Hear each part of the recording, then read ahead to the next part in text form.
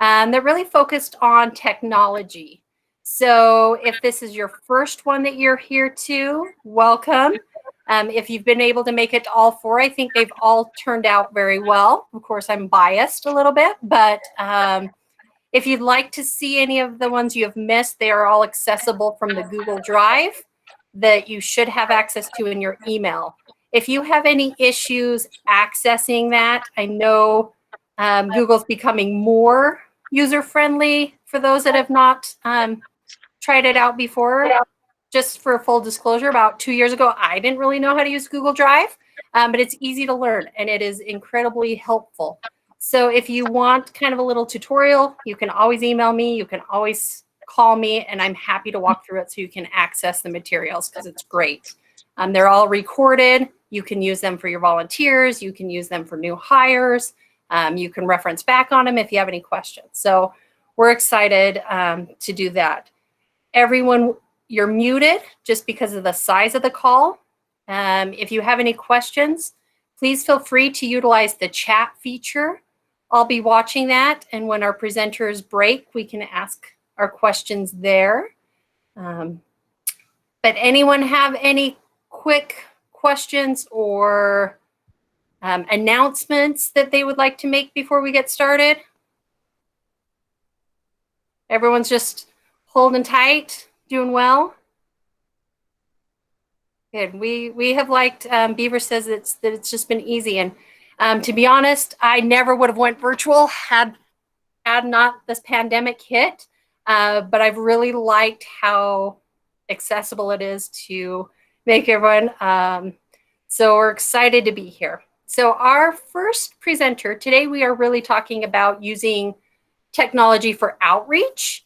And we have Deandra Brown and Tracy Tabak here, and they are going to talk about their Shine campaign, which was released. I don't believe it was started in the middle of a pandemic, but it was released in the middle of the pandemic, and kind of their process of getting through that. So let's turn our time over to Deandra and Tracy.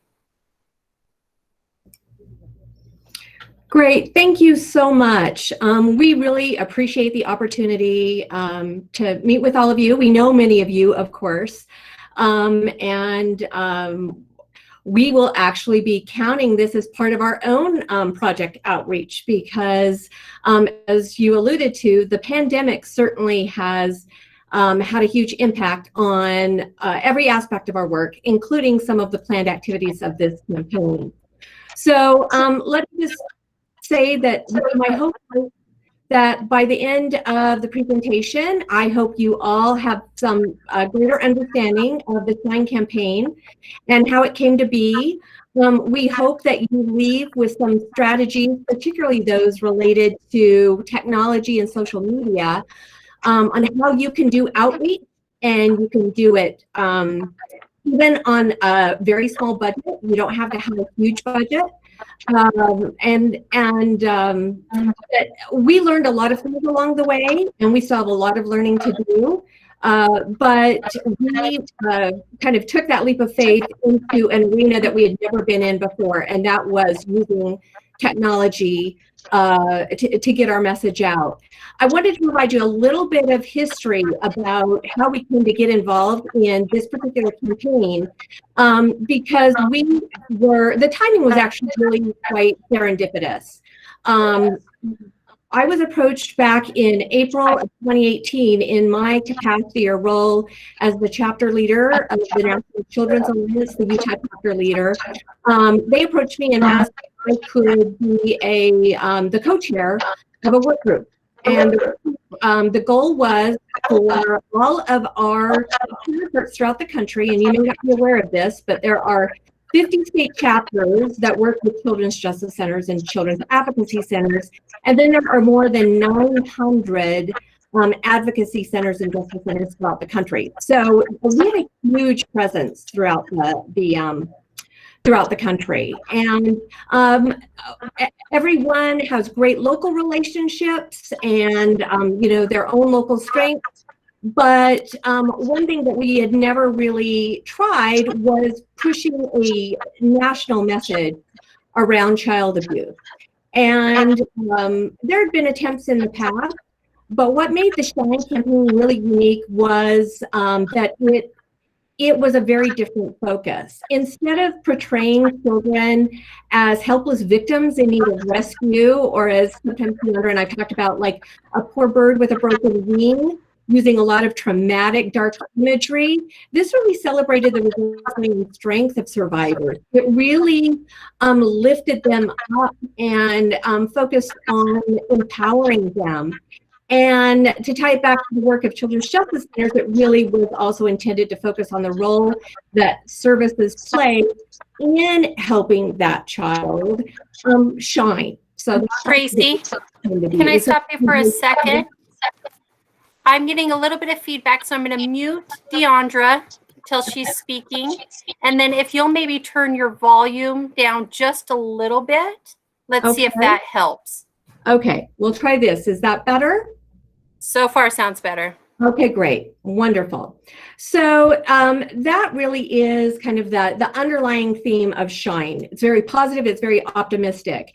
And the campaign strategy was actually based on a 3-year strategy, but with some very specific goals in mind. And those goals really were focused around transforming the conversation around child abuse, kind of getting rid of the stigma that is often associated, particularly with sexual abuse, child sexual abuse. It was really a campaign that wanted to rely heavily on collaboration with various partners and bringing together people from all perspectives, not just survivors, but also those who support them together to inspire hope. And then, of course, you know, we wanted to make sure that there were the tools needed to uplift and support survivors. So that was the 3-year strategy of the campaign. Keep in mind, this all predated us really launching here in Utah. A real clear piece of the campaign was the universe of support. And that was an online platform intended to be a bunch of different voices, again, survivors, advocates, just, you know, everyday people that you could become part of that universe of support. And it was a national universe to be part of the Shine campaign. So when, and we're going to jump forward to spring of 2019, when VOCA offered us an opportunity to actually apply for grant funds, it seemed like the perfect alignment, that grant opportunity, with what we had planned to do with Shine. So we essentially took all of our campaign objectives and just put them into a VOCA proposal. And for the first time in our almost 30-year history of CJCs, we actually had some funding to execute an awareness campaign. Again, we're going to talk briefly in a bit about how you can do that without much of a budget or even any budget at all.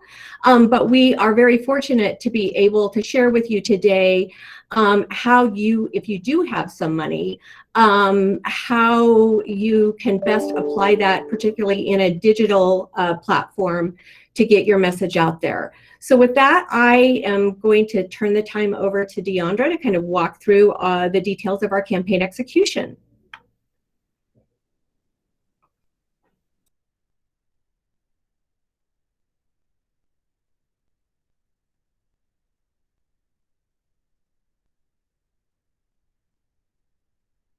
Deandra, you're muted. Can you restart?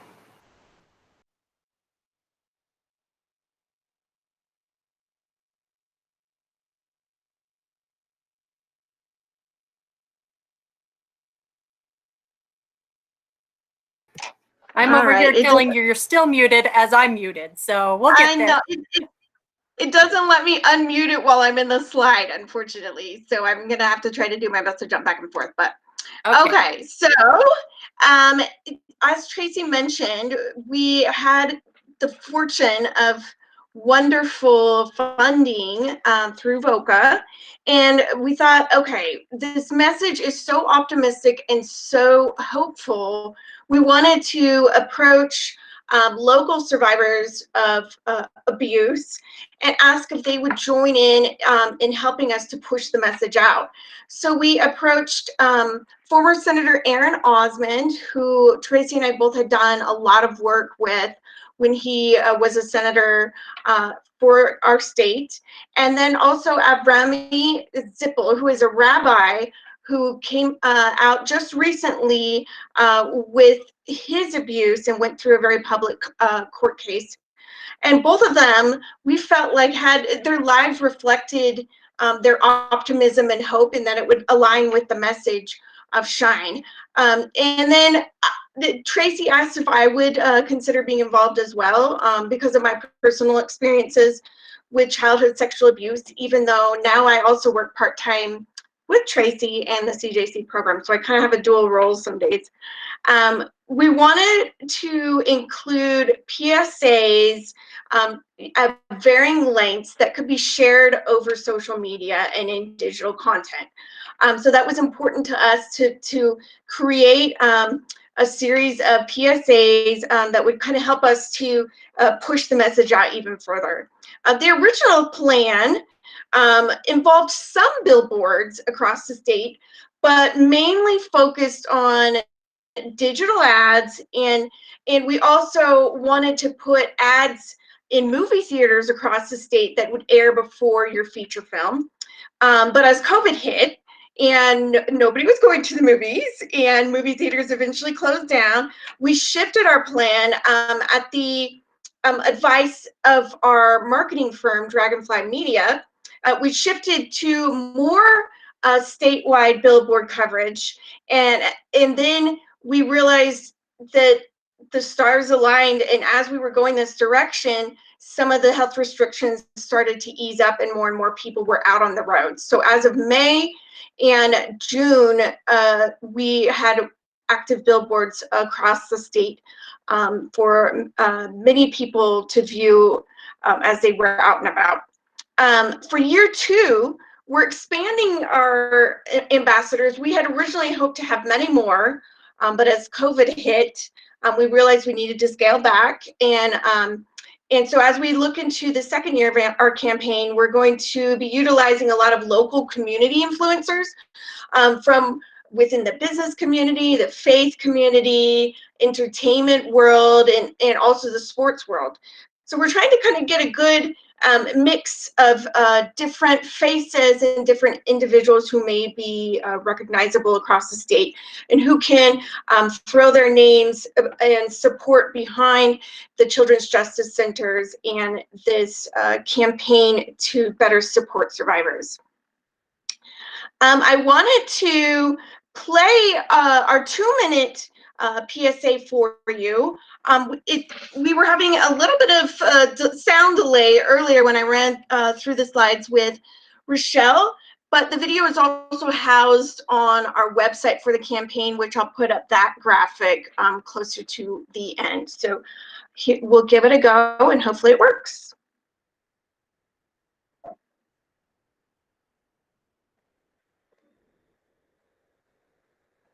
I'm a rabbi. I'm a former senator, a sister, a son, I'm a business leader. It was a family friend. It is a little bit glitchy, so I did put the link to the video in the chat if you want to watch it there.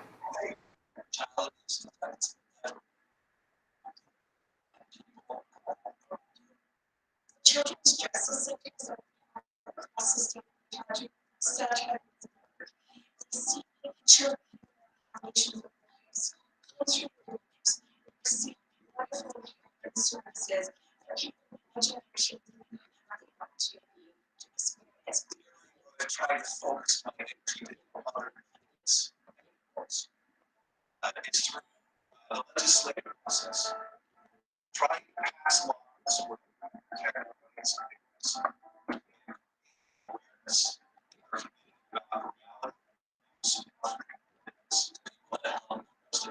process.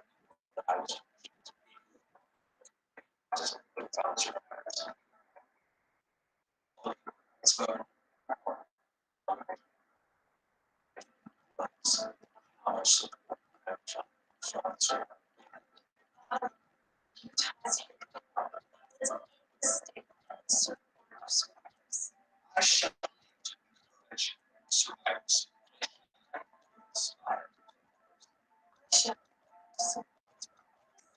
Let's shine together, survivors. Someone who was attacked by violence, contact justice.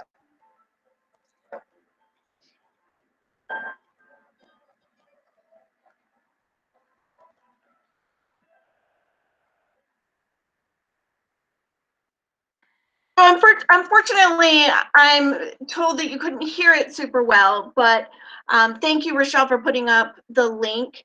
It was a beautiful project to be involved in. Aaron and Avremi have become personal friends of mine over the years, and to be able to come together in a difficult time, and right as COVID was starting to hit, to be able to see them and to realize that the message is so important. Even as we go through, quarantine and restrictions, people are at home, and the message is almost more important than ever. And so it was a wonderful project to be involved in. And here on this slide, we wanted to show you kind of a mixture of the different types of ads and the different types of channels that we use to try to push out both the video and also some static ads across digital platforms. So our strategy shifted even more during COVID to, as I mentioned, more billboards, but also we put more money into digital ads because we realized that a lot of people were at home, and this was maybe the time for us to put a bit more into that. And we also did an unexpected avenue that was not originally planned into our budget or our proposal. We decided to take the PSAs, and our media partners, our marketing partners, Dragonfly Media, approached various local television stations, and they were able to show the PSA as a donation to the project and to the value of CJCs, which was incredible to us, that in the midst, particularly in the midst of a pandemic, that they would understand the impact of the message, particularly at that point in time. So you can see we kind of did a lot through Google and YouTube and several other channels to try to approach people in different places and try to have a good sampling of where people would view the ads. So these next few slides are just some of the avenues that we used that had quite an impact for our campaign. Tracy and I both, when we saw these numbers, were quite shocked at how many people had seen the videos or had at least come in contact. So for those of you that aren't super familiar with the digital online ad market, we weren't either. We learned a lot, but impressions means just the people who saw the ads in any facet or form on a website or somewhere, through the Google network or something of that sort. So people who saw the ad but didn't necessarily interact with it or click it or anything of that nature. So you can see, we had over 1 million people that saw the ad pop up somewhere within their network. The video views are people who actually clicked on the ads and viewed the PSA video, whether it was in its entirety or a partial viewing of the PSA. Had some sort of interaction with the campaign through the videos. This next slide shows you through Facebook and Instagram, and you can see kind of the length of our campaign was just from the beginning of May through the end of June. We had a second stage that has been going over the last couple months on a smaller scale as we prepare for year 2. But these impressions and video views came through this initial stage of our campaign, and it was shocking to both Tracy and myself because we had no idea, how many people we would expect to even come in contact with the ads, much less how many people would then take the added step to watch the video. So it was pretty exciting for us. One more I wanted to show you, the Google network. Now, the Google network is it's places within Google where the ads appear. So it could be, you know, you're doing a Google search and an ad pops up on the side, or you're you know, Googling maps or shopping and you see the different ads pop up. So it's quite a big network that if you place some ads through Google, your ads will pop up in various forms and target different audiences at different times. It also, the Google network involves, like, you know, Blogger and Gmail. You'll get some of those ads pop up. So it was exciting to us to just get random texts from people who said, hey, I was playing a video game and saw your ad pop up along the bottom, or hey, I was doing a search. It was quite exciting to see that people were coming in contact with a message specifically targeting survivors in child abuse in particular. And this is just a graphic to show you. I know there's a lot of info on here, but I did try to highlight a few things in red just to kind of show you. I know our presentation is mostly on the digital aspect, but something that we had to kind of just roll with during the pandemic and expanded to 88 unique locations across Utah in all different areas, which was pretty exciting.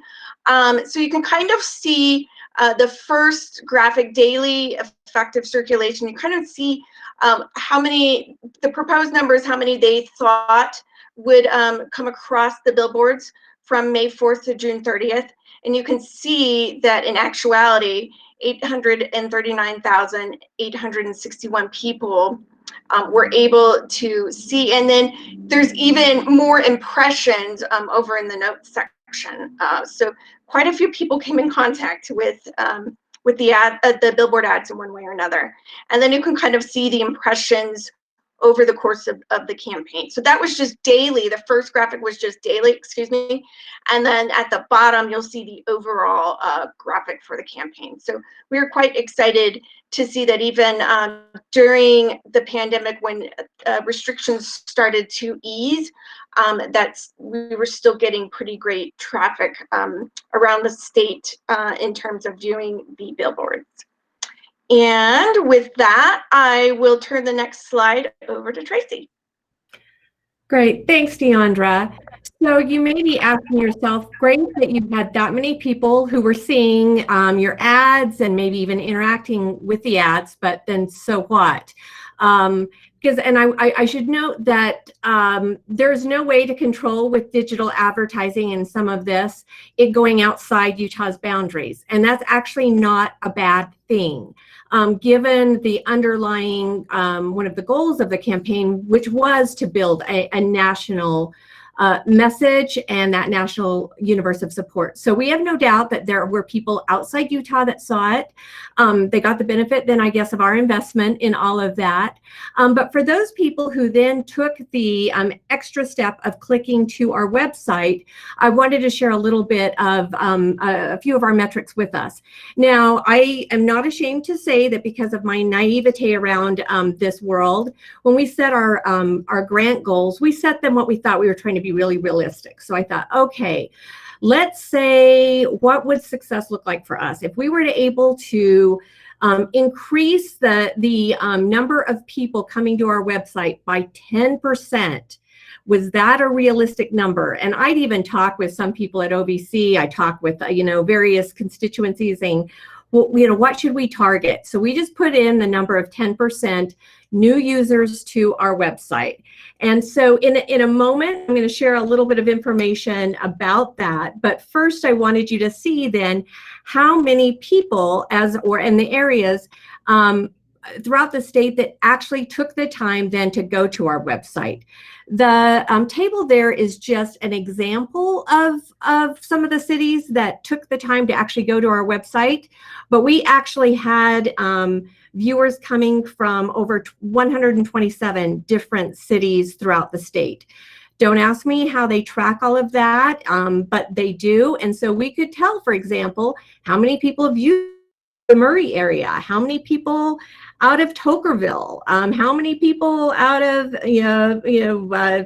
Logan. And so that helped us give a sense of maybe where this was really resonating, where maybe people saw a billboard.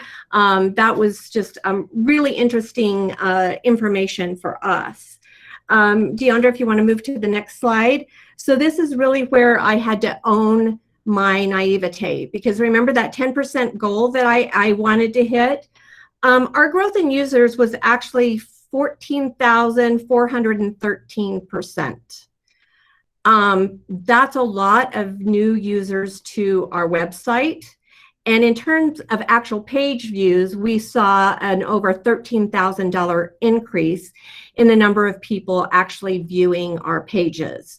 So if you are all about trying to drive people to information about what you do and what you do for victims, we knew suddenly we had a lot more exposure than we had ever dreamed, as far as exposing people to the work of not just children's justice centers, but a lot of our partners. And I'll talk about that a little bit more in just a moment.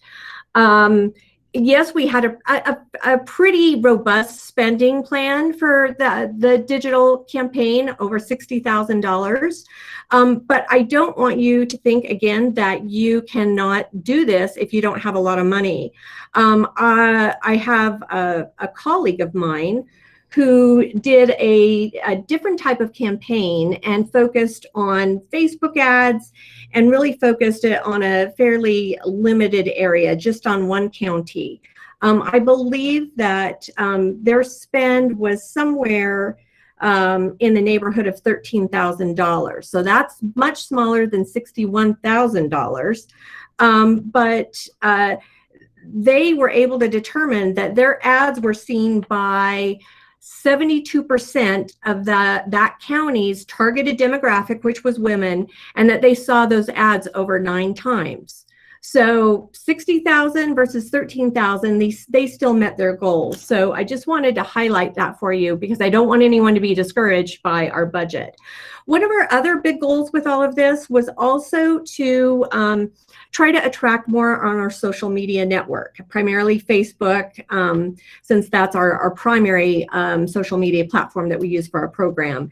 We set that goal also really, really low. I set it down, I think, also to increase our followers by 10%.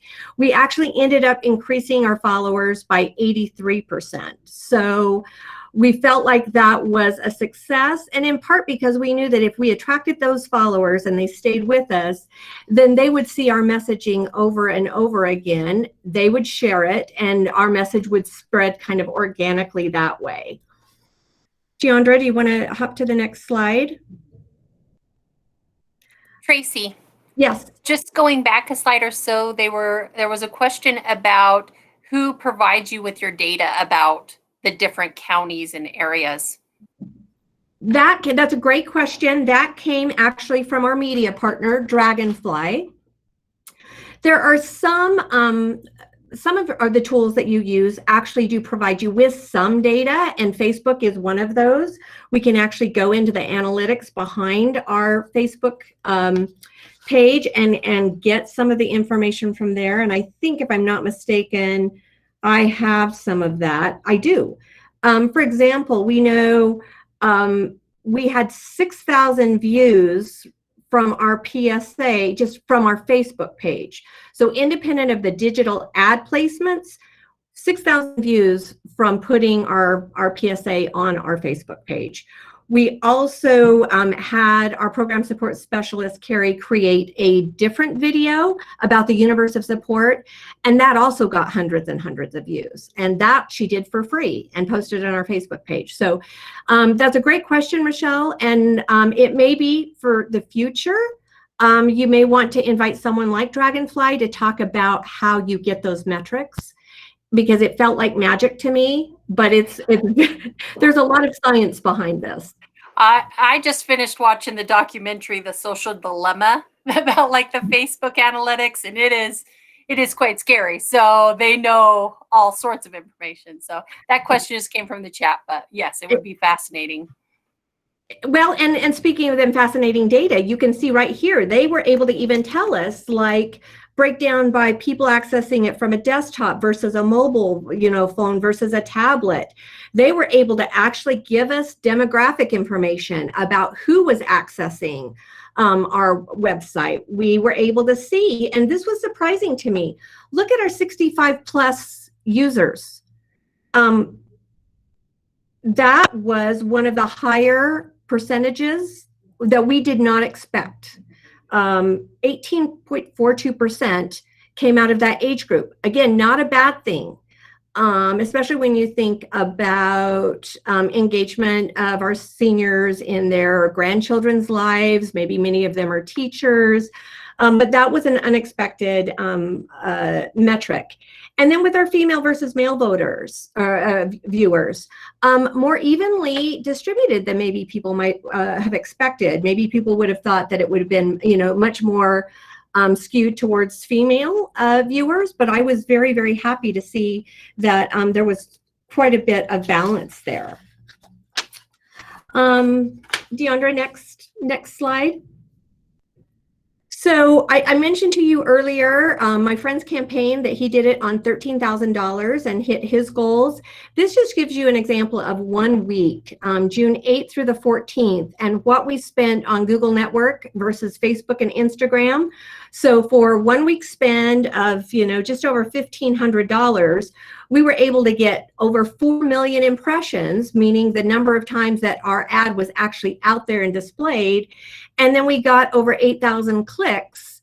That meant people actually engaged with the ad and went to find out more about us, watch our video, go to the website. So your cost per click is 19 cents with that particular week. Facebook, that same week, the cost per click was a little bit higher, well, quite a bit higher, but that can also ebb and flow. And again, it's magic. Apparently, there are a lot of factors that determine what you're going to end up spending per click. But I hope you get from this that you can do it without a ton of money, and you could run your campaign actually on a fairly short-term basis. You don't have to run a year-long campaign. You could say we're going to target a couple of weeks and just see what that nets you. So with that, I'm going to turn the time back over to Deandra to talk about aspects of our campaign.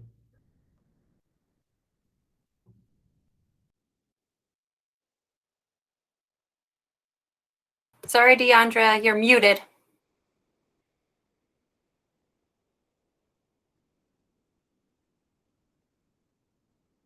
Oh, let me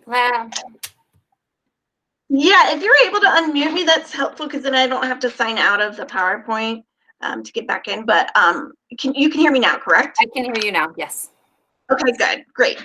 Okay, so it was important to us that we have some sort of launch, even though it was a moving target for sure through April and May. And so we were able to, just as restrictions were easing up a bit, able to hold an outside press conference with the Attorney General and the Attorney General's office, the three of us ambassadors, our marketing team, Dragonfly Media, and also we had a private foundation that donated many of the services for creating the PSA. They brought in the film crew and they did all the editing. They were able to be in attendance as well. So there were many important pieces to the puzzle that created this campaign. We were pleasantly surprised that we had great media coverage, and we originally had intended to do a much bigger press conference, maybe a larger scale event in a movie theater where we could actually show the PSAs a bit more. But because of COVID restrictions, we kind of just had to roll with it. And we also wanted to make it a point to, during the press conference, highlight the fact that children at that time were still quarantined and at home for the most part. And that we wanted to kind of put it on everyone's radar as community members, the importance of trying to check in on those kids in your lives, and because they are in fact around trusted adults much less during the quarantine time. And so we kind of wanted to dovetail that into the message of Shine, and making sure that we all take do our part to make sure that the kids in our lives are, particularly during the pandemic, watched out for and checked in on. So that was kind of an important aspect, we thought, of the timing of the launch of our campaign too. So as I had mentioned earlier, briefly, doing anything regarding to television was not part of our plan. We didn't have anything in our budget to support showing the PSA on television because, as I mentioned, we were originally thinking movie theater ads and reaching people that way. But Dragonfly, our marketing firm, approached us and they said, hey, we really do feel that the messaging of the campaign is powerful, and we feel like local stations will be able to throw their weight behind it and support it as well. So we were blown away by their support and how much they donated in airtime to the campaign. And it was exciting for us to hear from people all over the state who saw it at different points along the way. And because of the reception of those ads, we now have built in funds for year 2 of the campaign to cover some paid local time for these for our next round of PSAs to air. And we still put a small budget into theater ads just in hopes that at some point, maybe at different parts across the state, that we can continue to do some showings of the PSA in select areas. But right now, it was very apparent to us after seeing the donations of the local TV stations to air the PSA, we realized the importance of reaching people where they are most at this point in time, and where they are on their computers and they're at home staying safe. So it made a lot of sense in hindsight to have local TV ads, but it was a very pleasant surprise for us to see that if you have a solid project with a really great message, that local TV stations will support that. I was going to show the 30-second PSA video, but I think we'll bypass that for now. And what we tried to do was have varied lengths so that it could go out over the radio, it could go out in shorter segments over television. So we had a 15-second version, a 30-second version, a minute-long version, and a 2-minute-long version. It all sort of, each of the versions covered the same theme and the same messaging, but we wanted to make sure that we gave the media outlets varied options for what would work best for them. And one of the biggest aspects of the Shine campaign is messaging towards the community and using it, the messaging of shine, of optimism, of resiliency, of hope, to better connect our community to their survivors and to help promote action in people all over the state. So before the restrictions of COVID, we were able to hold many in-person events, and we are hoping, anxiously waiting to be able to do that again in person. We're also open to doing virtual events to continue to share our message with different community and advocacy groups across the state. So we would love to actually kind of just toss this out to all of you.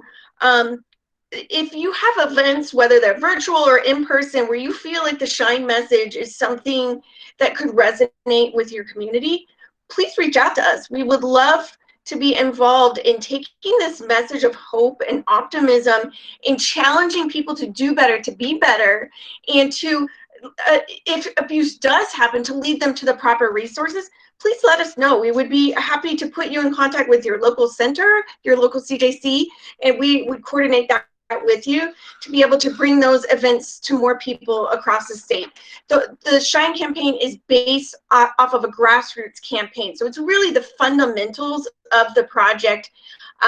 They want us to be able to take it out and to help kind of implement change on a grassroots level. And with that, I will turn it back to Tracy.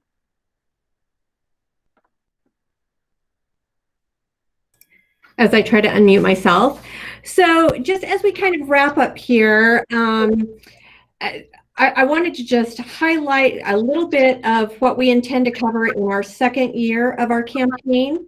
And I also wanted to just reinforce a couple of other thoughts from the campaign. Deandra, can I have you mute your line by chance? Because now I'm hearing the feedback. Thank you.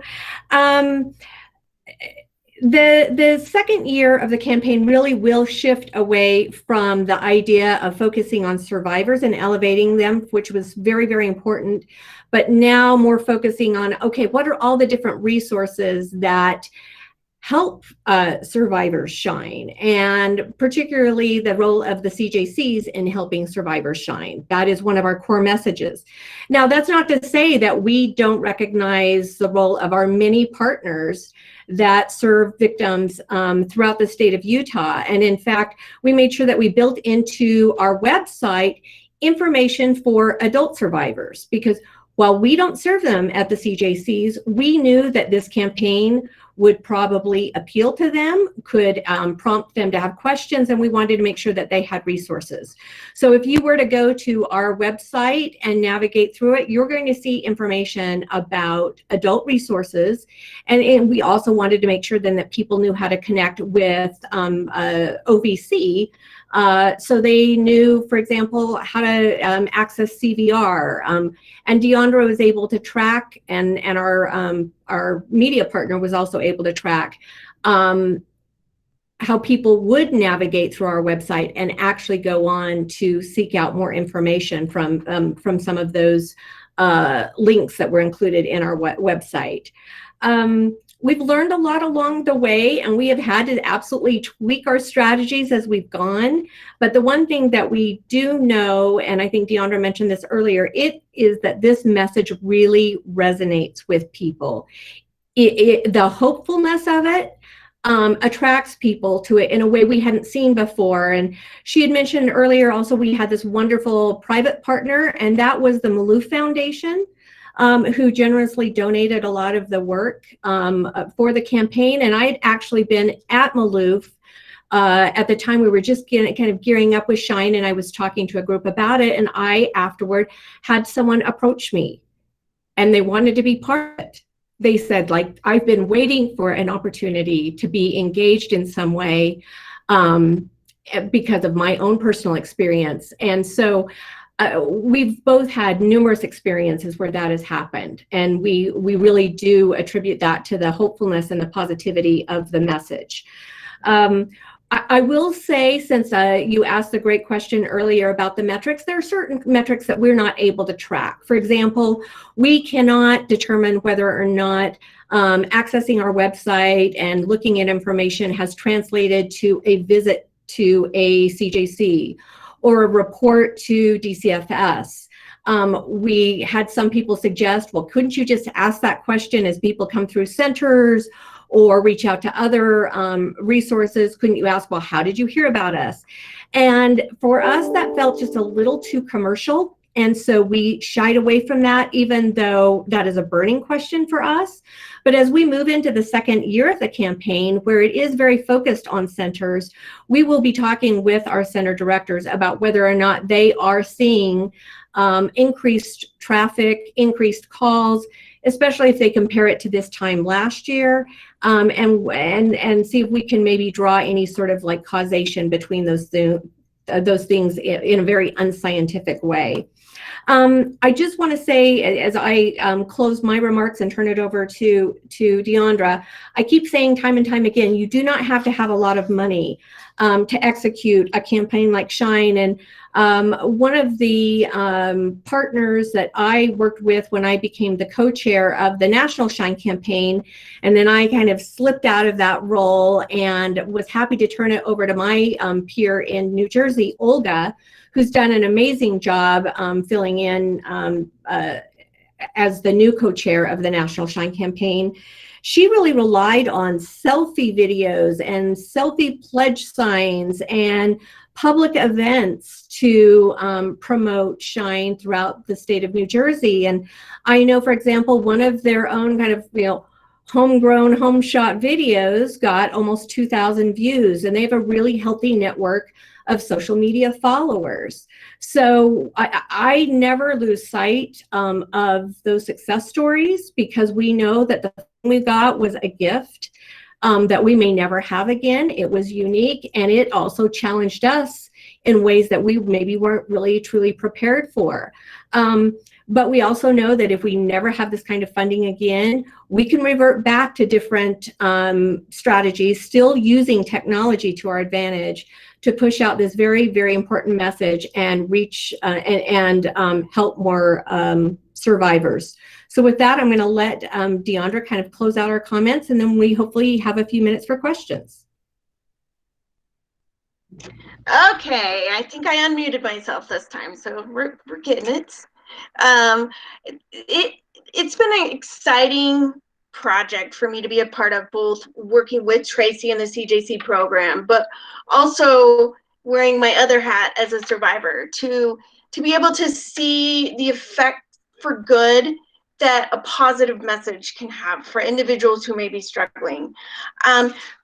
We would love to continue to have more discussions with any of you open to hosting a Shine event. Just reach out to me. I'll be able to share my email contact on the next slide, and you can jot it down. And we'd love, if you want to host an event, if you want to send Shine info through your organization or association's email chain, or however you assimilate info over to those within your organization. You could also write a letter to the editor of your local newspaper expressing your support for survivors and the Shine campaign. And there's also sharing any of the Shine content to your social media platforms. So you can check out our Utah Children's Justice Center program on Facebook. That's where most of the social media content will be housed, and you can just share within your network. And it doesn't always have, like Tracy mentioned, it doesn't always have to be paid, digital paid. You can do it organically just by sharing within your circles, and that helps a lot to get the message out. And just becoming what we call a part of the universe of support, people who survivors can turn to and trust, and being a part of the network of survivors that are associated through the Shine campaign. And also on our website, you can make a pledge through a little Google Docs form of things that you yourself want to do better to support victims or survivors in your community, things that you want to challenge yourself to try harder, both, whether it's personally or professionally. We feel like it kind of is a good reset for each of us when we take a pledge, just to kind of take a few minutes and think about the survivors in your life, both those that you know and those that you maybe don't, and think about ways that you can better support them and be there for them as a resource and as a friend. So with that, I think we have a few moments left for questions. If you have any questions that you've thought of over the course of the campaign, we'll do our best to answer. All my degrees are associated with music, so I can't say that I can address everything related to digital ads, but we will do our best.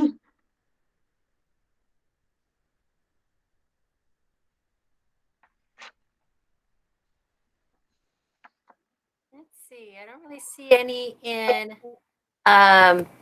the chat feature, but I hope that what this presentation does for the attendees is motivates them to do outreach in their area. I know most victim advocates feel like they definitely have enough going on, but when we know how many victims are not receiving services, that's a little heartbreaking. So hopefully you will get inspiration to do what you can for your own agency.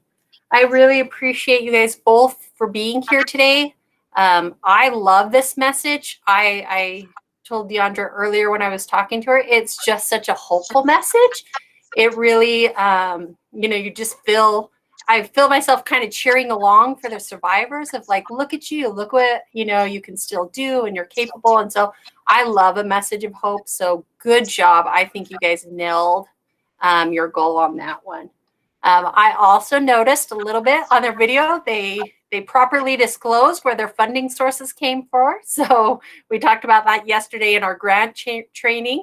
So that if you watch the video, that's a good example of saying, proceeds of the, grant funds were used in the making of this video and things like that. So good. any questions? I still don't see any in the chat, so I think it was a great presentation. We really appreciate you being here. You're welcome to stay on. Our next presenters are here, and it looks like they are having a good time and ready to go.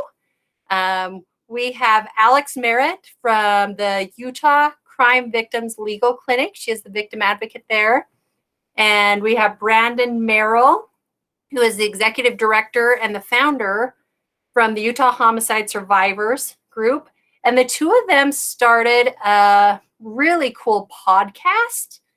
And we're excited to talk with them a little bit about how that came to be and some of the challenges that they've come up with. So Brandon and Alex, I see you in multiple places. So hopefully I can focus on one of you. But I'll turn the time over to you. If you unmute Alex's, I'll remute mine. Oh, there we go. And then if you use me as a presenter, that would be great. Turn off your. There we go. Turning off my sound. Turning off my sound. Sorry. Turn off your video because your video is worse than. And video. Okay, We sorry. were trying to figure out which computer works better for video, where we don't Which have angle, which lighting looks good. You guys look great. This one looks good. Hold on. What? We couldn't hear you, Rochelle. Okay. I think I probably had muted myself and just kept talking, which is common. Okay, we can hear you now. Okay. So you're doing the side, Now I right? can present, Okay. right? If you guys want to give yourself a little bit more about yourself, that'd be great. We're gonna, well, it'll be in here, so I'm gonna start the We have a slideshow. slide to introduce ourselves and our organizations. We Okay. need to. I don't know. I'm trying to unpin us. How do I? I don't either. Here. There we go. Okay. Sorry. Anyway, she's gonna figure that out while we talk here. I'm Brandon. I started Utah Homicide Survivors a little while ago. I've been doing work for families of murder victims in the state for 2 years now, and loving it so far. Loving all the connections I'm making with all the great victim advocates out there. So very happy to talk today. We're not talking about Utah Homicide Survivors at the beginning. We will talk a little bit about it at the end because we kind of have two presentations rolled into one. But we're here to talk about our podcast. So I guess, Alex, if you want to talk about yourself a little bit. So I'm Alex, and I am the victim advocate at Utah Crime Victims Legal Clinic, and we are a nonprofit that upholds and protects victims' rights in the criminal justice process, which I guarantee most of you know who I am and what we do. And I have been at the clinic for 8 years now. Oh, it's a long time. So yeah, I've been at the clinic for 8 years. And like, Rochelle, is there anything else you want us to do to introduce ourselves, or is that enough? No, I think that's good. Okay. Okay. All right. So we started the Utah Survivors podcast. You can find it on Apple Podcasts, Spotify, pretty much everywhere podcasts are. We will be on Amazon Podcasts here in the upcoming weeks once they officially launch. Yeah, so we saw that there was an opportunity in the VAWA grant discussions for looking for new types of media input. And so I kind of was like, you know what, I'd like to do a podcast. It's something I was interested in. Everybody was always asking me whether I listened to Cold, and I said no because it's like work. But I had listened to a couple episodes, and it is a great podcast. I just noticed that there was a lack of input from the survivors. And so that was something to me that I was like, you know what, that's something that the true crime podcast field is missing. There's a lot of true crime podcasts out there. Input from the victims, input from the survivors is something that was not there. The funny thing is Brandon called me one day and said, if we did a podcast, would you co-host with me? I didn't think he was serious, to tell you the truth. And then next thing I know, we were buying equipment. So yeah, we have, so we wanted to get all that in there. We did a lot of, well, I took a class that was about like podcasting. That's why I have the podcast 101 in there, given by a local podcaster who also is a radio DJ for 20 some odd years in Utah. So a lot of people know him, but he also has a podcast that's been running for 12 years. And so it was just something that I was really interested in. So I reached out to him, and he kind of walked me through the basics of how to get started, what to look for, all of that. So the first thing that we did is we created a podcast identity, and we wanted to focus on being a different kind of true crime podcast. We wanted to make sure we highlight the survivor's perspective, but also so we can bring awareness to other nonprofit organizations and agencies that are in this world that provide services that not everybody might know about, or maybe they do know about but want to learn from others. So we rotate every week between a survivor story and an interview with a nonprofit or government agency or person that helps survivors in their lives. So the one thing that is interesting that you should know is that when we highlight a victim's perspective, we don't ask them to tell us about the crime unless they want to. There's been a lot of them that are talking about the experience and the loss and the changes in reality and how the system worked and what didn't, versus the gory details that a lot of true crime podcasts focus on. And I think that's why I like what we do. Of course, I'm biased, but it's the reality of crime, not the gory Hollywood version of crime. And we tell all of our interviewees that, like, we will talk with them for a little bit before we start recording. We say, look, this is about you and your story. We want to focus on what you want to focus on. Our main focus is how you're doing after and how it was going through the criminal justice, or not going through that criminal justice process, but how you got to kind of where you are today. And some of them, they want to talk about the victimization as well. And that's great if that's how they want to tell it, but we will never force them or try to trick them into telling those stories. And even then, we'll sometimes have people who we are interviewing them and they'll message us later and they will say, you know what, I said something there that I don't really think that was proper for me to say, or something that I really don't want out there in the world, and we'll edit that out. So there's a lot of stuff that we do behind the scenes to get these interviews ready. So we've been doing this. We have 24 episodes-ish now. And we are recorded all the way up until the end of the year, basically. We have like a few more that we need to record. And so we kind of wanted to talk about a little bit of the failures, because anytime you experience something new, it's going to be challenging and you're doing something different. And I think the best part about this is it puts us out of our element in our normal box. The secondary trauma has been really hard for me, especially because a lot of the victims we've spoken to get started have been my clients personally.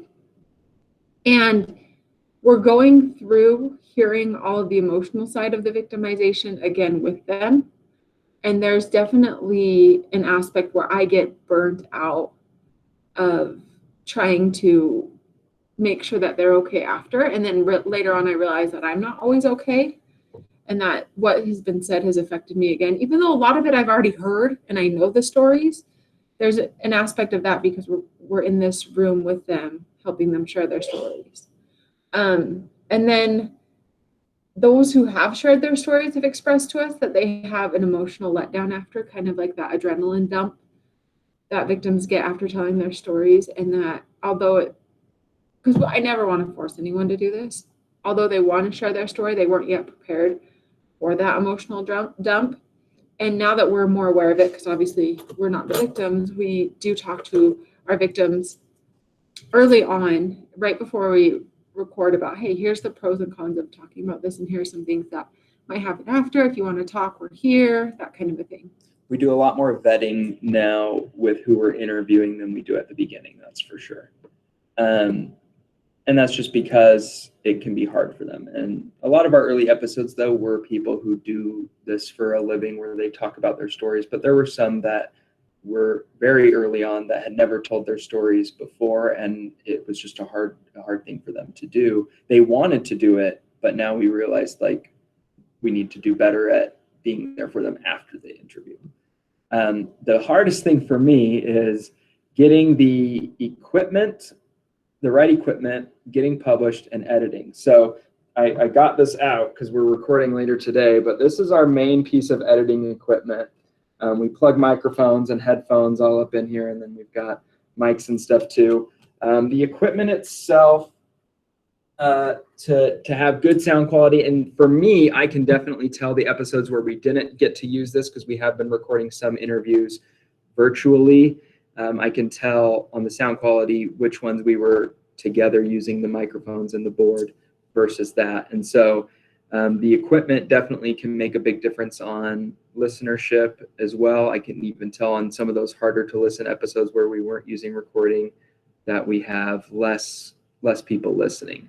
But all the equipment altogether probably was about $750. And then we have the hosting. The hosting is about $18 per month because it includes some mastering techniques, and it makes it so we don't have one microphone that's really loud and one microphone that's really low. It levels all those microphones out. Getting listeners is definitely really hard.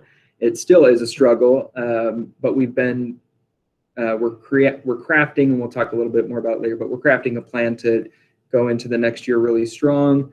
We've got some episodes that have had thousands, well, I shouldn't say thousands, a little over 1,000 downloads, and we've had a lot of our episodes are in that 200-ish range of unique downloads. Which unique download means that someone downloaded it and listened to all of it. If they reopen it again, it doesn't count as another download. Yeah. The other thing is there's something very vulnerable about being a podcaster and an advocate, and during these times, we're wearing both hats. And it's very vulnerable for us and for them. And I think that's also why it adds to a little bit of the traumatization that can occur. But I also think it's out of my box, and it's hard for me to be like, by the way, I have a podcast, you should listen to it. I feel really nerdy and weird and out of my element, but it's good. Yep. All right. Success, we kind of highlighted that. We've had over 4,000 unique downloads of the podcast. I think we're closer to 5,000 actually.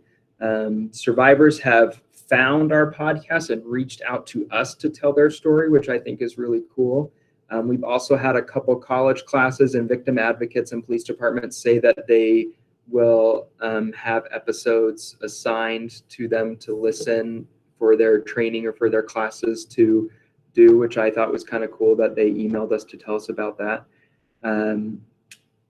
I think it has definitely helped us find unique agencies, which we'll talk about. There's definitely a lot of resources that not everybody in the state knows about, and that's really interesting to find those, and those agencies have reached out to us to talk on the podcast. So we don't have a great reach, which we're going to be improving on, but it's still, they're just so desperate for people to know about what they do, and they're such amazing organizations that we wanted to do that.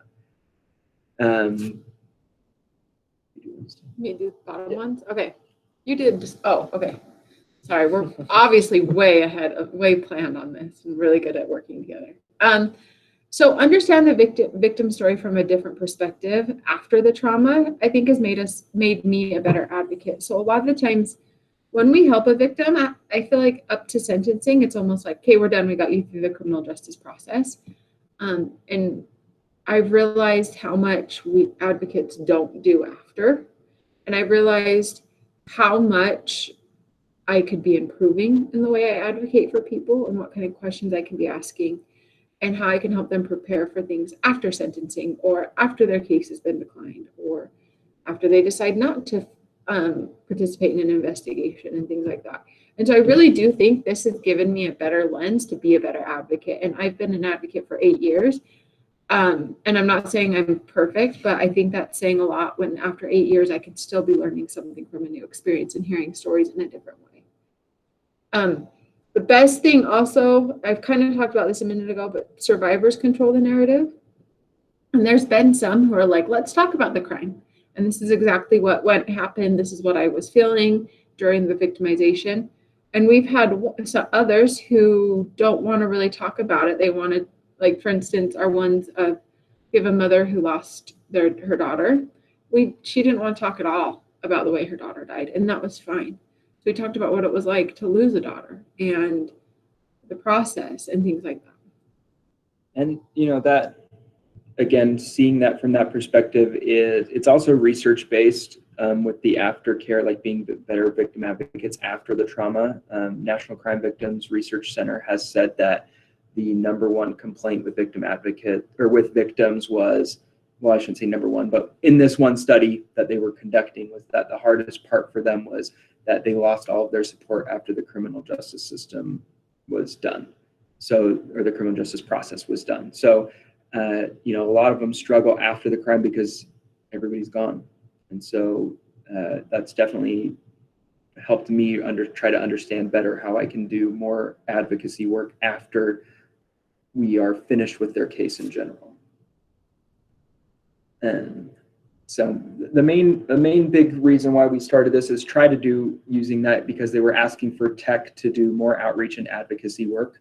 And I want to play some clips. I'm hoping that we'll be able to hear them, but now I'm realizing that the mics are kind of on. Let's mute my mic. Okay.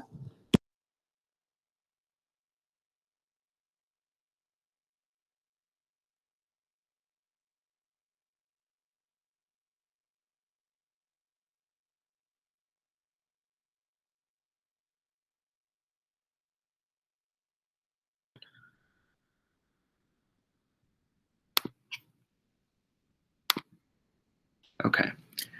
All right. And let us know if you can't hear it. If you can't, then we'll figure out. Can you hear us, you guys? Right now? I can hear you talking. I cannot hear your video. Let us know if you can hear the sound in these clips. Okay. The situation has Yes. taken an opportunity away from me. Yeah, because you have to be hyper vigilant. Exactly. I just want to feel safe, and it's hard for me to feel that way anymore. Nick, now that you... So right there at the end, you could hear Nick say he just wants to feel safe. So Nick was a stalking survivor. His stalker was cyber stalking and even in-person stalking him, traveling from Florida to stalk him in person occasionally, sending packages, all these different things. What you didn't hear is right after he said, it's hard for me to feel safe anymore, is we found out that his stalker was getting out of jail that night.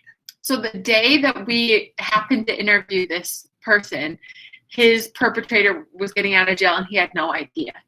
And I think that goes to the point that we just made of, like, after sentencing, services drop off. And his prosecutor was great. His advocate was great. I've spoken to both of them and I respect both of them. But I've also done stuff after sentencing. I don't serve people. And so there was this lack of him actually understanding what had happened at sentencing, because sentencing happened right as COVID hit. And so he was fine with just submitting a statement. And all he heard was, even though he was told accurate information, all he processed was a year in jail. And so we found out right then and there she was getting out and that she was going to go back to Florida. And it ended up with me basically doing services with him until 9:30 at night, calling the prosecutor. I got a hold of the parole agent who was in charge of, sorry, my computer said my mic was off and it threw me off.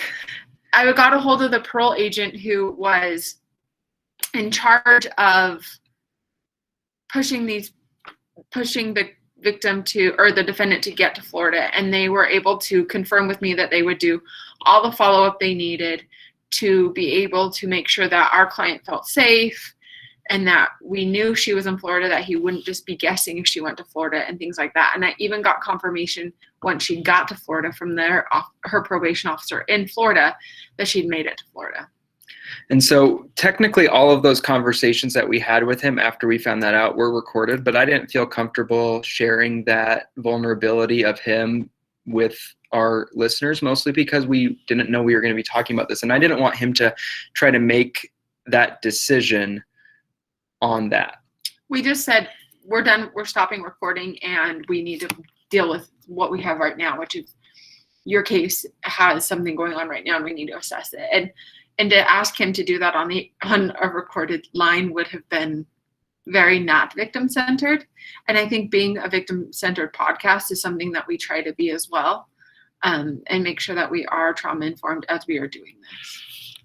Instead, this. All right. So this episode was a person who reached out to us and wanted to share her story for the first time. Her name is Jess, and we'll just play just a little clip of that. You told us that this is the first time that you're ever going to tell the story to anybody.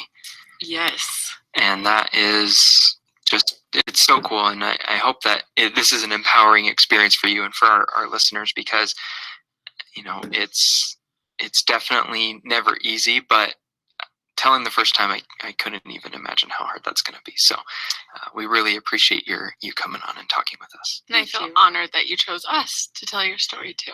Yeah. So Jess, I heard about the podcast and wanted to come on, and the fact that she had such a passion for this podcast gave me a passion for our podcast. And it made me feel like there was a reason for us doing this, and that we really could reach people outside of where the criminal justice system can reach people and give them a voice. Yep. She also described it as a healing process, which I thought was really cool. You told us. All right. So this episode was another person who approached us, and I'll play just a small clip of hers. I mean, there was a lot of things that was kind of closed. We didn't talk about. You just didn't say anything. And there was always this underline that my biological father had done stuff to me or my siblings or cousins, but nobody ever had any like proof kind of thing. So there was always this, when you went to family things, like watch out for this person, you know, you don't want to sit on their lap kind of thing. So it kind of already at a very young age, I was very aware of the sex. So Shani approached us because not only was she a survivor, but she also never went through the criminal justice process, and she wanted to tell her story because she knew that she wasn't going to get that chance necessarily, and she's not something that she wanted to do. So I worked with Shani a year or so before this podcast started on deciding whether or not to do a delayed report of an adult molested as a child report case. And she decided the risk of what would be too hard than it would benefit her, because she'd recreated her life.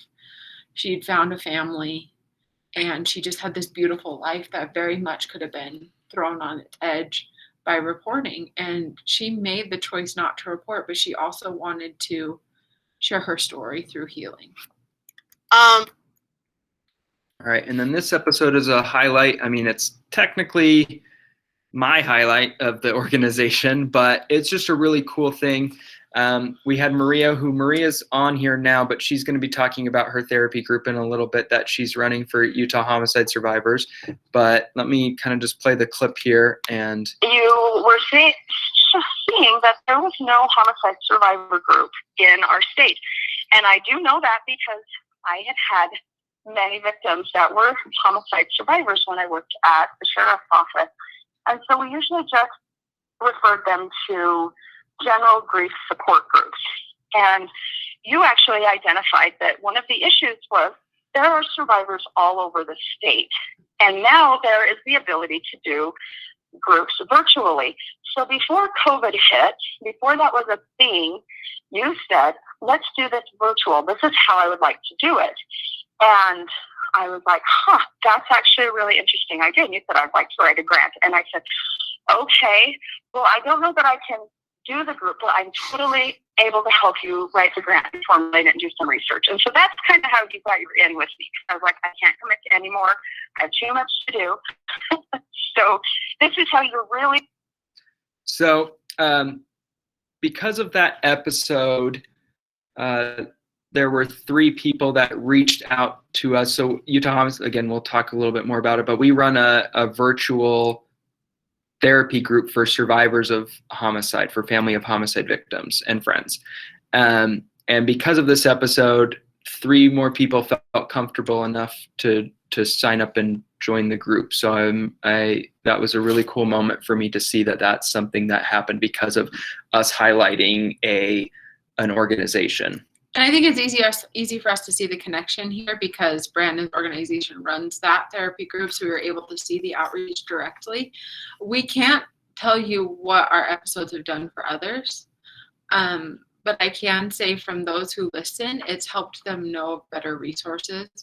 And I've had a lot of people reach out to me being like, hey, I listened to an episode, I have a client that came to me, or I know someone who's victimized and they could use your help. So I think it has a bigger outreach, and I think the more listeners we get, the better it could be. Another one that we had that was really hard, but a success, I think, in general was Debbie Dilly. Some of you know her. She's been around the victim advocate world for a little while. And I don't know that we could still play it. We just have kind of a bunch of quotes and thinking that every person I come across is going to be a perpetrator. I mean, I could say statistically that's not the case, but I also don't want to live my life in fear. And if I do live my life in fear, that means he has won. So there's nothing wrong with loving people. No, go ahead. You're good. This happens on the podcast too. We both grasp air to talk. Deb's was very, very powerful because her story was so complicated. Her victimization was something she hadn't shared with a lot of people because it wasn't your typical victimization. And I think that's a reason I like this podcast too, is because we're able to tell stories that don't fit our like boxes that like sex abuse or DV or child abuse fits in. And she is more positive and kind of a human than I think I will ever be. Yeah, that line at the end where she says there's nothing wrong with loving people was powerful to me, because that's literally how this happened. Is she fell in love hard and quick with this man who victimized her for years. And if you guys have any questions or comments, please type them. We have 2 screens up so we can see comments. Deborah is amazing, Laura Flanagan, DHS. Yes, she is. She also runs both our payroll, so we're paid to say this. That's true. She does run our payroll. So this episode is our most listened to episode. I think we have almost 1,000 downloads of this unique, and it kind of showed the reason why it was so powerful. This was our very early on, but it was also so far our only episode where we've had a not guilty verdict story. A lot of people have a guilty verdict, or they don't have a criminal justice process at all. But this one was a not guilty one, and Amelia was awesome. And the main reason we got such a huge outreach, I think, with her episodes, because her social media itself is very large. She's got 3 or 4 really popular social media accounts that she blasted that to. And so that's kind of another cool thing, is if we can find more victims, or I should say more survivors, to tell their stories, that outreach will increase, especially ones that have that social media presence. So I know that all of you, well, I shouldn't say all of you, but there's a lot of you out there who follow popular, I should say, survivors on Instagram or TikTok or Facebook, because you've seen them speak at conferences or whatever, and that's kind of a thing that we want to also focus on. My husband gained a greater understanding of the situation, and he is now a huge victims advocate. He speaks up. He understands the side of it that he would have never understood before, and he now is the person who calls out other males' behaviors. And that is really awesome for me to see. That's awesome. I think that to hear that your husband now stands up when he sees either biases or something, calling out behavior, is huge. Because so Amelia's husband wrote a song about her experience. They started dating right during the criminal justice process, which crazy time to start dating somebody, but it's worked out for them. And so he generously donated that song for us to use on our podcast. So the beginning, the little sound, the music that you hear, and on that episode we play that song in full, and it just talks about how hurt and traumatic this whole experience was for her, especially after that not guilty, even though the person had admitted to doing it. So the other thing is we talked about being able to address unique agencies that help victims. And I think in a world of victimizations, you always have new ways of helping people, especially with the awareness we have towards victims of crime in today's world. And Dahlia's Hope is a home that helps trafficking victims get their feet on their ground and reach their full potential. And the thing that was unique about this is I'd never heard of them before we were able to interview them.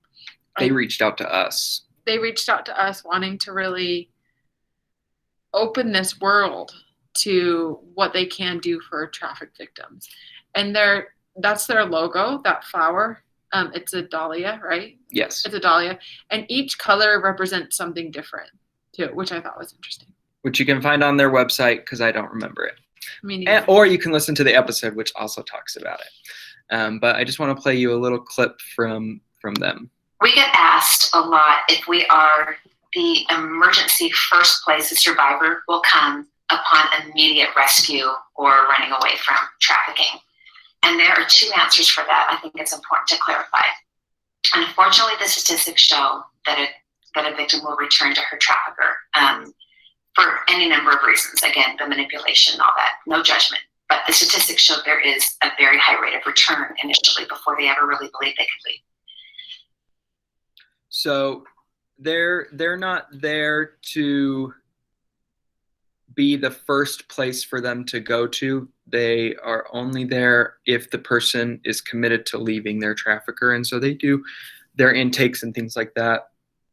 They make sure that contact is cut off. But they are an amazing new organization. So if any of you have human trafficking or sex trafficking survivors, this is a great aftercare program for them. They set them up with housing, with job training or education. They will pay for a lot of really great things for these survivors to get back into society away from their traffickers. And so definitely we also, hopefully there'll be a future participant in our world with VAWA and VOCA and SWAVO, because they are planning on applying for those grants. But they are a really amazing organization. The executive director and founder used to work for OUR and basically saw the gap here in the US was that aftercare for sex trafficking survivors. And so she left OUR to do this. And I know we're playing you a lot of clips, but one, I think the best way for us to show you why we're passionate about this is that you hear why we love it. These episodes bring, because each of these episodes brings something that's more unique and helps us grow. And also, we really want you to listen to our podcast, because I would love feedback. I would love to know how it's working, what we could do better. And I'd also love... Oh, we lost the network connection. Oh. Can you guys hear us? You could probably still hear us. I can hear you. Yes, we can hear you. Okay, Alex's camera is lost, so that's what's happening there. Oh. So you can still see the presentation too, right? Correct. Okay, we just can't see the chat anymore because her thing is going bad. But anyway. I'll watch the chat for you. Okay, thank you. But so, I really would invite all of you to listen to this podcast and let us know what you think. We would love to have your agency on. And if you have victims who want to tell their stories, we'd love to interview them. It's something that we've grown very passionate about over this year of doing it. And I think it would be a great thing to continue. This next part is one of my favorite things. Is for Victims' Rights Week, we were able to interview a ton of victims and just ask them why their rights matter. And it was kind of fun to do and different. So, guys. Yeah. I think the secondary trauma was almost as bad, and in some cases worse than the first trauma. First of all, we need to feel like we are cared for. We need to feel like someone is listening. So that one was really cool for me too, just having all of those people tell their stories, why their rights matter, what they would like to see happen. And so that was really kind of a cool thing. Unfortunately, a lot of the Crime Victims' Rights Week stuff got canceled, but at least we were able to do something in the state with that. Also, if you do listen to our podcast and want to give us good feedback, instead of leaving just a 1-star review without an explanation, just explain why you left us a 1-star. We got one 1-star review. The rest are 4s and 5s on the Apple Podcast app. So give feedback if you want to give us a 1-star. Please. So our goals, both of these goals are kind of for the future and in general, but we want to increase our listenership for next year. We want to increase our agency and survivor input, like Alex was saying. So if you or your agency want to be on the podcast, reach out to us. We'd love to have you on, especially if you have survivors that are really vocal about your organization because of the services you've provided, or just in general, if you have volunteers that work for you that are also survivors, that would be a good person to interview or that's comfortable telling their story. We'd love to have that. And I think with the listenership, I think if we could get it out there where people do listen more, we're going to have a better outreach for victims who might not want to go report their crime, but need services. And then they would know how to get services as well. Because there were some people that we've talked to that didn't know they could go to some of these agencies unless they had a criminal, unless the criminal process was happening. So that's a huge part. And I also think it is weird for me to hear my own voice. So for me to say I want more people to listen to me is weird. But I think the point is that we want people to listen to the stories of those in our community who have been victimized and to understand what is actually going on versus what just the statistics say. So with that, we also want to expand our scope of our non-survivor episodes, so our organizational or other episodes, and we want to expand it into legislators or community organizers or really vocal out there victim advocates that are doing something to help either change the laws or make the laws better, or just helping victims in general. They don't have to be a survivor per se because it's for the organizational episodes, but if they're doing work in that field to try to make it a better place for victims, then we want to talk with them.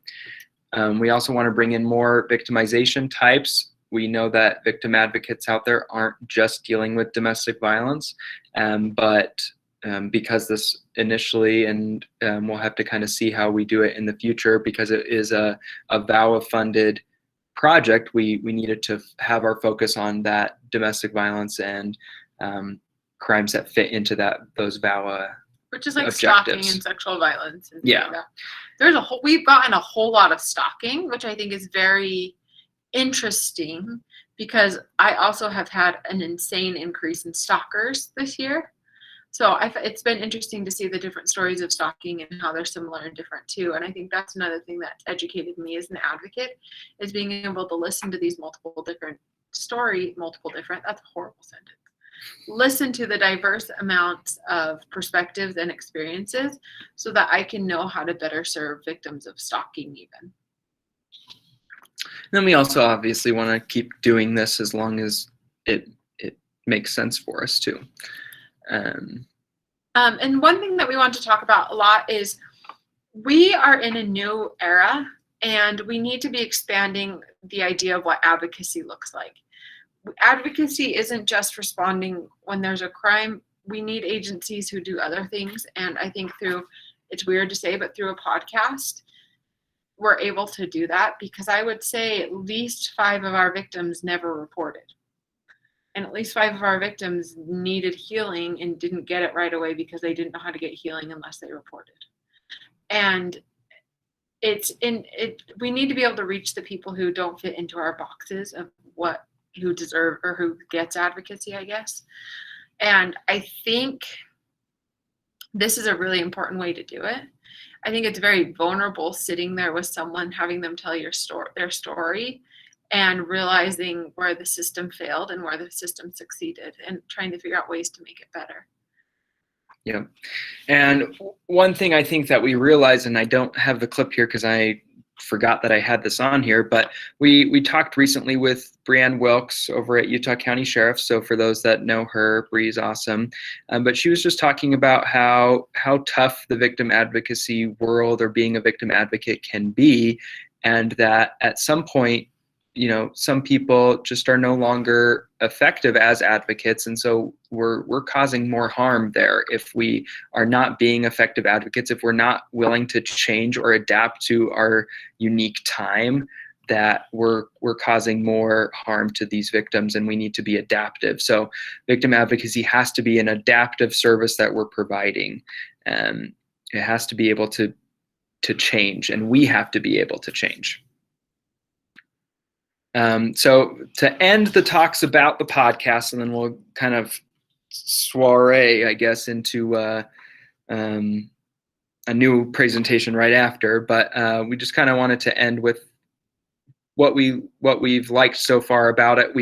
I've found it to be super educational. I've liked all the unique perspectives on the survivors and the organizations on how they're providing services, but the survivors especially on how they're, number one, how their victimization happened, and number two, how they became survivors. A lot of them are long journeys to be able to get to where they're even able to talk about it.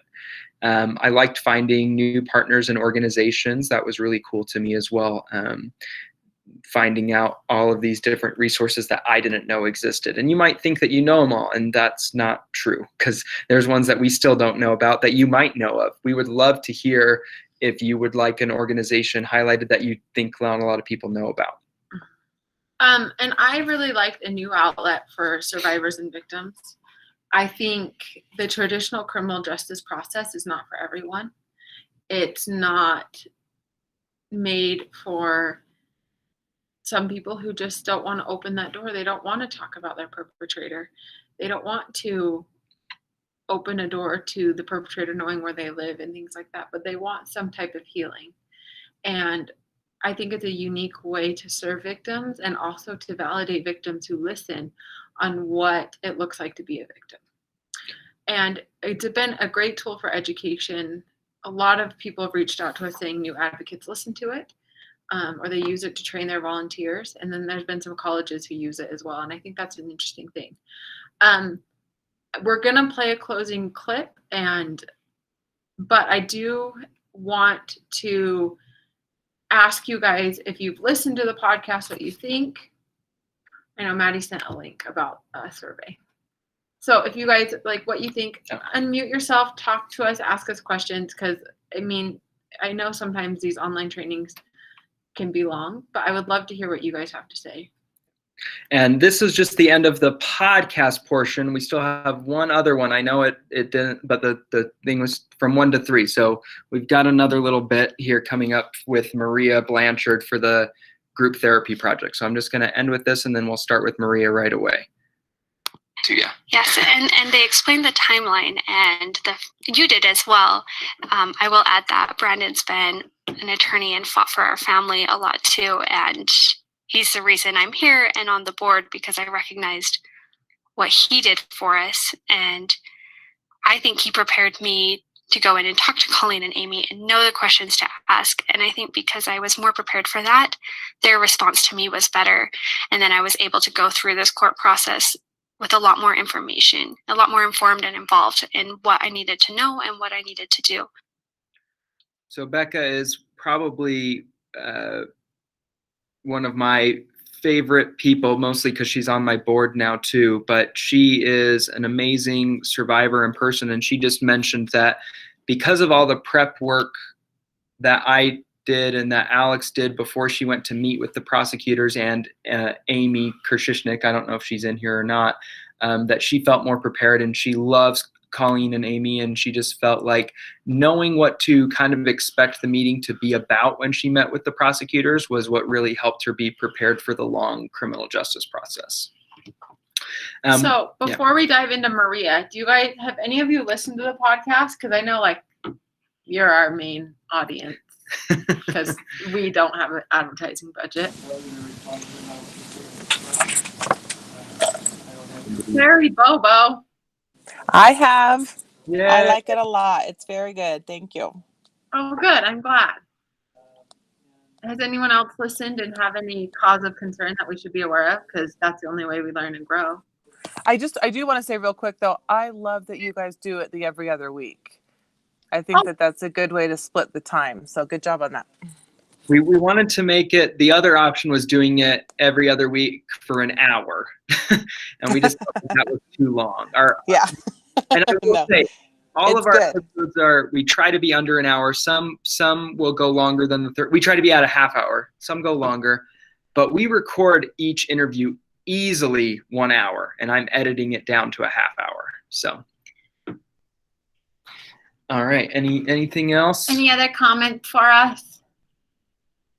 Cool. We'll Before go. you jump into your next presentation, Brandon, Maddie did put the survey in the link in the chat. That is for the overall day. So if you guys can please take a couple minutes and stay with us while Brandon presents a little bit about his last project. Okay. So Maria, if you're here, you can unmute yourself now because this is going to be more about you. There she is. Hi, Maria. I'm here. We're surviving over here. So thankfully, the training she had was canceled, so she can actually definitively talk about the group because I know enough about the beginnings, but just not about what actually goes on because I'm not a participant in the group. So let's go ahead and kind of start. I talked a little bit about it, and if you listen to Maria's episode of our podcast, you'll see she says that I tricked her into being and running this group, which I'm not confirming or denying that, but I'm happy to have her along. And I'm really proud of this group therapy project that we've started. So take it away. Brandon, it seems like a thing with you because Alex said the next thing she knew you were buying equipment. So, I think the evidence is there to support this, but I'm glad you did because this has been a wonderful journey. It's been a wonderful, exciting new project for me. I've been in the field for over 19 years, and sometimes, and as you kind of talked about being an advocate in the field, I'm more on the therapy end now instead of an advocate. My advocate days, that's where my heart is, but that's not where my main focus is all the time. You need to challenge yourself. You need to have something new that you're working on. You always need to be working towards something. If you're not progressing, you're moving backwards because it's kind of hard to just stand still. So I'm glad that we had this opportunity to do something new, to reach out somewhere in the state. I'm really glad for the connection that was made. To be able to reach out to homicide survivors and to start serving a different crime category. I have served homicide survivors, but primarily I've done a lot of domestic violence, sexual assault, and child abuse. My main job is actually at the Children's Justice Center, so this is actually a side gig for me. Which has been really fun. So we've been doing this for 7 months. If you want to hear more about that, you can listen to the podcast. I'm not going to waste your time. I know a lot of people are going to fall off the call and are like, let's get over this. So we can forward the slide. Brandon's controlling the slide here for me because we were going to have technical difficulties. So we're going to talk a little bit about telehealth. That's what this is. This is called telehealth. We've been doing this individually for clients, but this is group telehealth. We're going to talk about the successes first. We did plan this virtually before COVID even hit. So we were already setting up for this, which was perfect. Despite what some people think, WebEx does have its pros. I know a lot of people are using WebEx for court hearings. The cost is much lower than Zoom. Way lower. Yes, exactly. It's much lower and it is HIPAA compliant, which is something that is important for therapy needs. If we don't have HIPAA compliance, then it's not good for confidentiality and we can't really do therapy. I have to make sure that we... Zoom was $200 per month for HIPAA compliance and WebEx is $12 a month for HIPAA compliance. Yes, pretty crazy. And we can only have like one login. So Brandon's email's the login. So whenever I log in, it says I'm Brandon Merrill, but who cares? You know, we're nonprofit. That's how it works. And also the other thing about WebEx, it doesn't make you download the app. Zoom, with all of my clients in my other job, they have to download the app to utilize Zoom. And sometimes that can be very confusing for clients. So it's very helpful to just be able to click on the link and go to the website. You know, so there are the pros. Also, with any type of telehealth, there's no travel involved. They just, you know, can click on, have their mobile device. The overhead costs are really great for practitioners and the members of the group to stay super low. Obviously, you know, we don't have to rent a space. We don't have to keep electricity on. Super easy. And the availability statewide, you know, everybody all over from the state. And sometimes we have people from group that are like, hey, I really just wanted to get on and see all your faces and, you know, feel your support and your love, because we only do group every other week right now. And they're like, but I need to leave at this time, or I need to put my kids to bed at this time. So sorry, I've got a reminder to go do something in a little while. So that's the great thing, is they can keep it short. And obviously the entire state. We are not able to see people outside of the state because my license, for those of you who are practitioners, you can only practice where your license covers. So I'm only covered to do therapy in Utah. So I can only do people who live in the state of Utah. So, all right, moving on. The drawbacks, oh, the distractions, the dogs, the kids, the spouses. You know, I can't even tell you how many times they're like, oh, my cat wants to go out. Let me go let my cat out, you know, or, you know, things going in the background or disturbance. I mean, we can tell even just from these calls how much is disturbing us. You know, we're like, somebody turn your thing off. The great thing is, because I have, you know, the host can have some control. It's like, I'm just going to mute them, you know. And Wi-Fi challenges. That's a real big issue, especially when someone's trying to talk and it starts drawing their name out. It sounds like they're, you know, really hungover or something, or drunk. And you're like, oh, hanging on. There have been several times some of the group members have wanted to share like their short videos of their loved ones, to share their person with them. That has been very frustrating because, you know, sound quality, the share screen doesn't work as well as some of the other platforms. By far and large, Zoom has been the best platform for situations like that. So that's device issues, just devices aren't working. The positioning of the camera, sometimes their cameras are like, I'll show you here. They do things like this, and they want to talk with just like their eyes showing. And you're like, oh, and you just have to kind of remind them, like, I want to see all of you here, you know, or wherever they're at there. But the things that you're missing out on telehealth is you don't get to see their entire body language like you would in a regular group setting. That's a real struggle, because sometimes their body can stiffen up and you can see things in their legs and their arms that will tell you how they're really feeling if they're not showing it in their face. Conversation overlap. And as you know, we're all experiencing this. We know the frustrations we're having just communicating like this. So it's extra hard in the therapy setting, because it's like, wait, you were talking, what was that? And there have been a lot of professionals complain about WebEx. I've heard this a lot. Well, some of the similar complaints are there, but we've talked about, you have to weigh it out. Oh, the expense and the cost, the functionality. The share screen is so much better on Zoom, but you know, we have Google as well, and you just have to work with what you have. There have been a little bit of paperwork challenges, but the costs are way low to do it online. So again, you just kind of weigh things out. Honestly, the members' complaints about telehealth have been very minimal. I mean, they're like, we just kind of wish we could be in person to have coffee and snacks. They're like, where are the snacks, Maria? And I'm like, do I need to just mail you some like M&Ms or donuts or something, you know? And then just sometimes the challenges with the platform, the WebEx not working appropriately. But most of them are very pleased about this. They were some of the similar things to a regular group starting up is it's slow to start. Anytime you're starting something new, it's very slow. I believe the first 3 times we met, we had one person And that person just hung on, and it's paid off because that person's still there and just looks forward to it. They won't miss it at all. And so that's really paid off. So really, I haven't had a lot of complaints from the members about telehealth, about the technology yet. The success that we've had, we decided to do this as an open format group. A closed format group is where like you have maybe a 16-week group and you start with the same members and end with the same members. We didn't think that that was going to work very well because the dynamics of crime are changing all the time. And we didn't want to cut anybody out that maybe needed to join later on and come and go. So we decided we're just going to let people come as they need to and let them join in.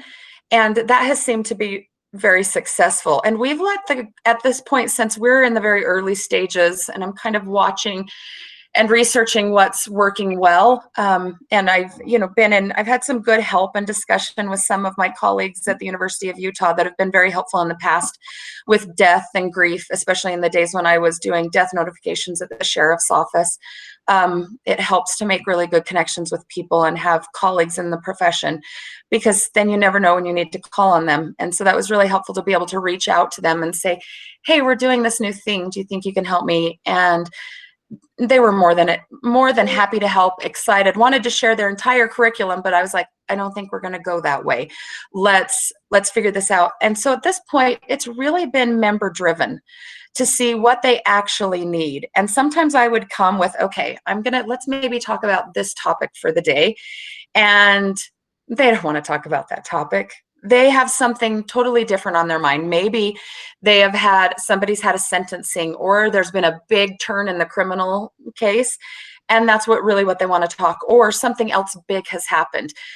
The legal system is very dynamic, as we all know, and it's constantly moving, and most of them are still kind of in this system. A lot of them have not been able to move on from that point because things are still happening and they need to talk about it, and they need people that really get it. Some of them are still under investigation and haven't even made it to the court process yet. And to be able to get that support is really good. And what's really amazing is the bonds that have been developed between all the members without even being in person. That's what's really cool, is all of a sudden, like, they have these great friendships, and you'd think that they knew each other in person. In fact, initially I was like, I think only an hour and a half online. Anything else is just too much, because I know I can't stand being online that long. My back hurts. I'm just done. And they pushed it. They wanted to do 2 hours. So we did what they wanted. And I said, listen, if we need more over 2 hours, we're just going to do an every week group. Okay. And they agreed. So we really try to make this all about them. This is not about us and our agenda. We're trying to make this member driven, victim focused, and what they need.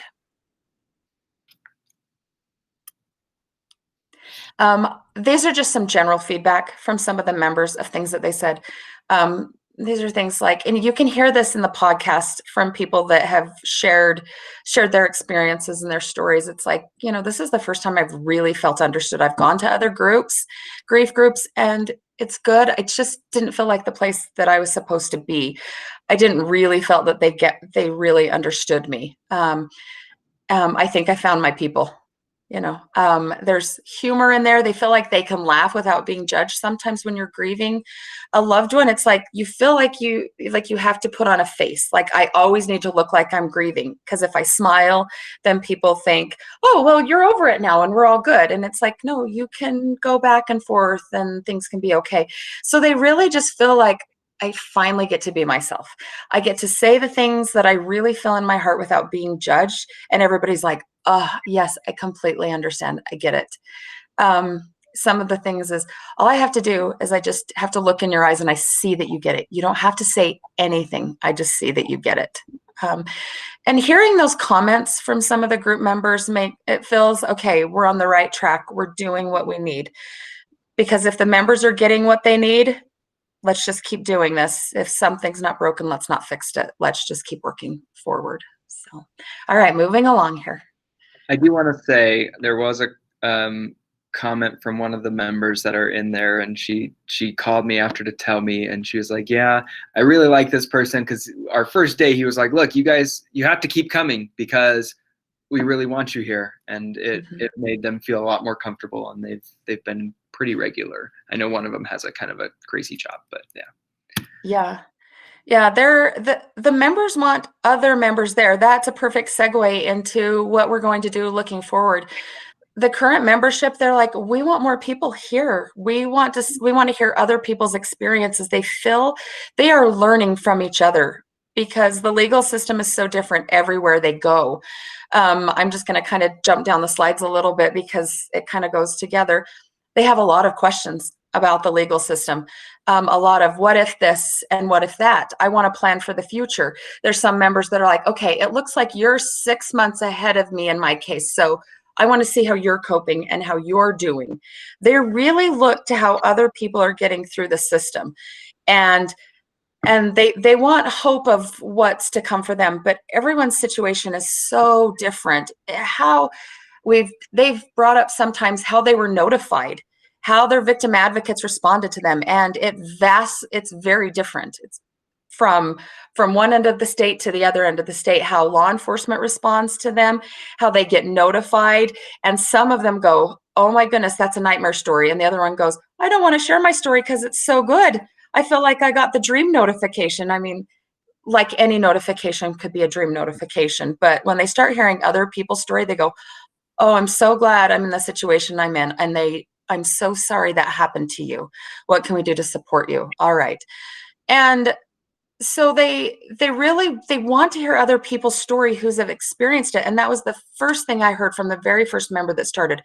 I came here to find other people that were like me and were in the same situation as me. One thing we're really excited about is we're going to start a Spanish support group the first week of October. I believe we set the date already, which is going to be the 11th. The 7th, October 7th. Okay. Yeah, so currently we're doing every other week for the English speaking group, and we're going to do the opposite Wednesday for the Spanish speaking group. So we're really excited. We're going to get a flyer ready. We'll have Rochelle forward that out. It'll be ready today. It'll be ready today. Awesome. So we'll have that forwarded out. I know that Brandon has been contacted asking, when are you going to have a group in Spanish? So we're going to get that started. And that might be very different from how the English group looks, because again, we want this group to fit what the community needs. There's no one size fits all. And this group could change. We want to reevaluate the format of how this group, as the dynamics change. Maybe we might eventually come up with topics as maybe some of their criminal cases start to kind of have a lull and they feel like they've talked out some of the things. Maybe we do need to reevaluate some things. So, and also some of the questions they have with these what ifs, where they've requested that they want to have presentations from and to be able to understand some of the community services, especially within the legal system. And I've explained, I'm like, if you had a prosecutor come, they can't answer specific questions to your case.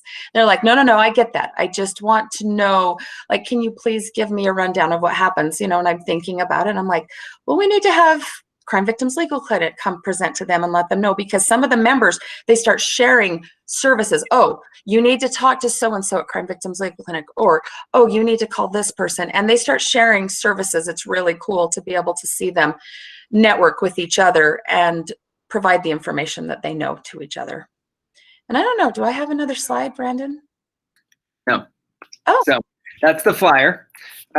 So anyone can access that through the utahhomicidesurvivors.org/support. And that's how they sign up. And then we have an intern send out the more thorough vetting process to make sure they live in Utah, make sure that it's for the homicide group.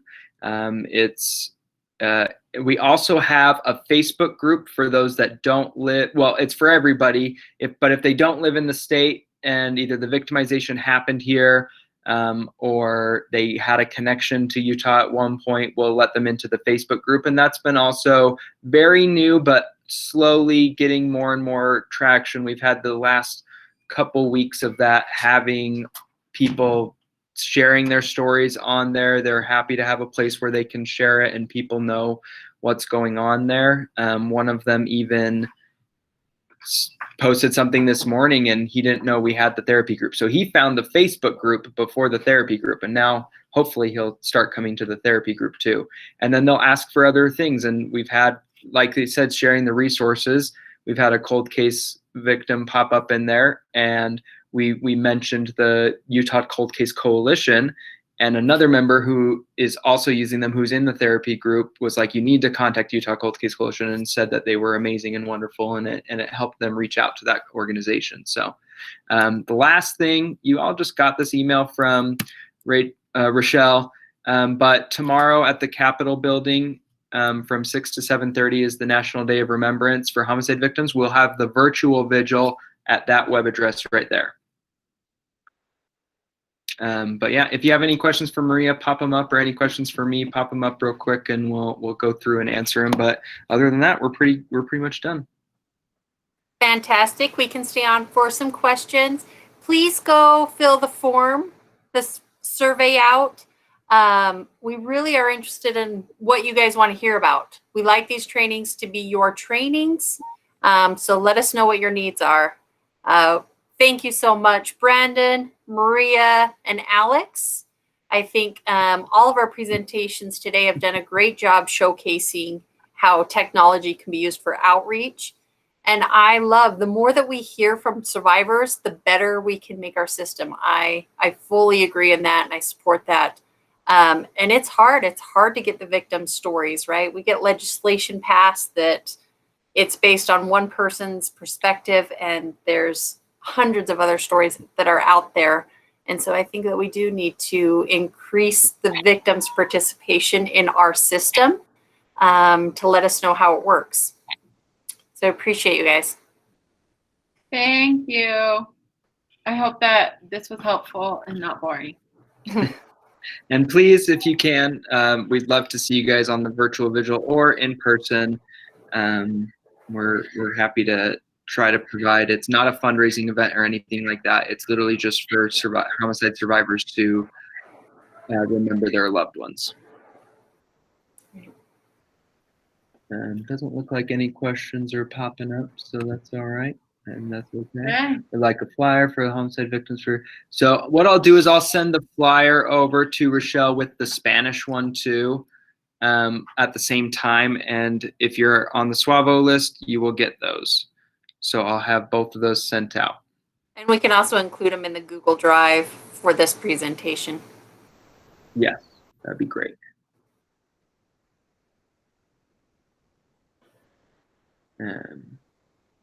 Thank you for coming and listening.